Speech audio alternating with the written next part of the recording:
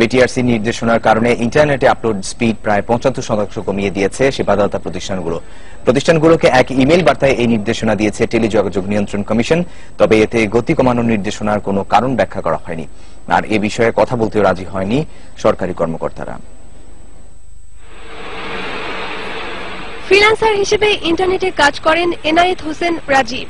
80 থেকে 90 মেগাবাইটের একটি file upload করতে আধা ঘন্টারও বেশি অপেক্ষা করার পর তার বিরক্তি পৌঁছে চরম পর্যায়ে।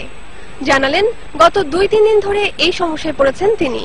এভাবে চলতে থাকলে তার উপার্জন পড়বে হুমকিতে। এই ধরনের ক্ষেত্রে যেটা হবে, ক্লায়েন্টকে এতক্ষণ ওয়েট করতে গেলে সে বিরক্ত হবে এবং নেক্সট টাইম সে চিন্তা করবে যে এই কাজটা আমি এনআইএসকে বা আমাকে বা বাংলাদেশকে এই ধরনের কাজটা দেওয়ার ক্ষেত্রে সে তখন একটু চিন্তা করবে যে ওদেরকে কাজটা বেশ ভালো পরিমাণ ডিলে হচ্ছে। হঠাৎ করে ইন্টারনেটের গতি কমে যাওয়ার কারণ সরকারি সিদ্ধান্ত।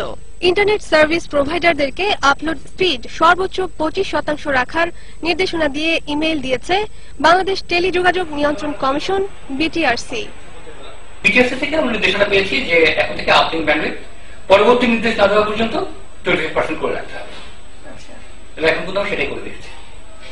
আগে কত ছিল? 100%।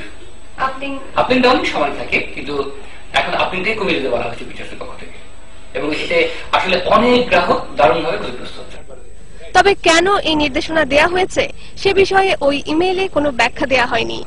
এ বিষয়ে কমিশনের চেয়ারম্যান সহ একাধিক কর্মকর্তার সাথে যোগাযোগ করা হলে কথাও বলতে রাজি হননি কেউ। Rokeya Lita, independent news, Dhaka.